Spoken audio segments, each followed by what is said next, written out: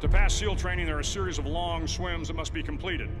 One is the night swim. Before the swim, the instructors joyfully brief the students on all the species of sharks that inhabit the waters off San Clemente. They assure you, however, that no student has ever been eaten by a shark, at least not that they can remember.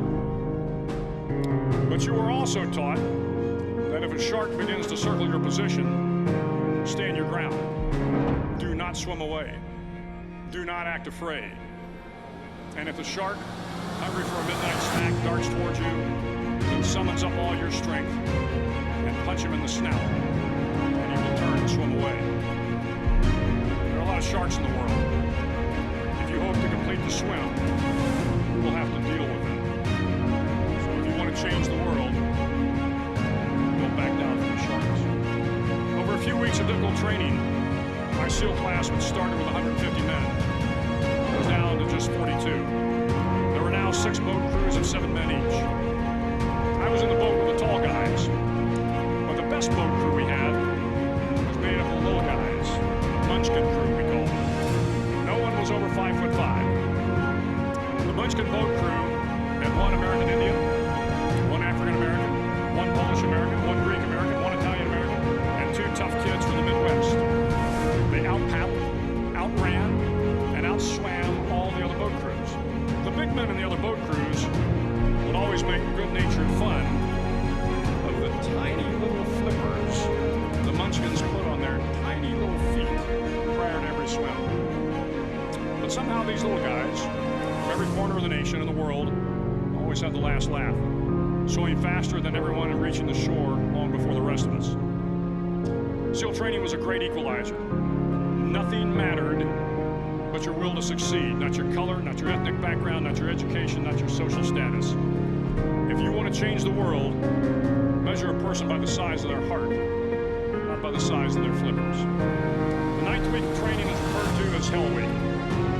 It is 6 days of no sleep, constant physical and mental harassment, and 1 special day at the Mud Flats.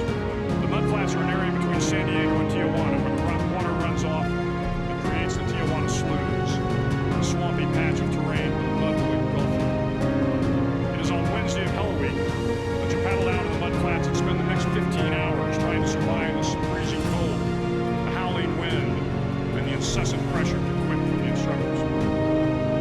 As the sun began to set that Wednesday evening, my training class, having committed some egregious infraction of rules, was ordered into the mud.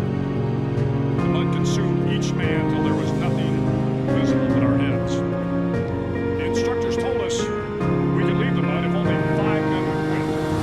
Only 5 men, just 5 men, and we could get out of the oppressive cold. Looking around the mud flat, it was apparent the some students were about to give up.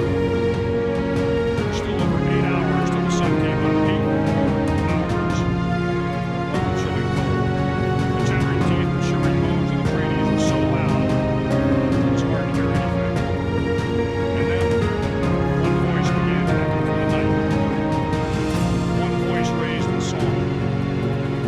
The song was terribly out of tune. It sung with great enthusiasm. One voice became 2, and 2 became 3, and before long everyone in the class was singing. The instructors threatened us with more time in the mud if we kept up the singing, but the singing persisted. And somehow the mud seemed a little warmer, and the wind a little tamer, and the dawn not so far away. If I have learned anything in my time traveling the world, it is the power of hope. The power of one person. A Washington, a Lincoln, King, Mandela, and even a young girl from Pakistan, Malala. One person can change the world by giving people hope. So if you want to change the world, start each day with a task completed. Find someone to help you through life. Respect everyone. Know that life is not fair and that you will fail often. But if you take some risks, step up when the times are the toughest, face down the bullies, lift up the downtrodden, and never, ever give up. If you do these things, the next generation and the generations that follow will live in a world far better than the one we have today. And what started here will indeed have changed the world for the better.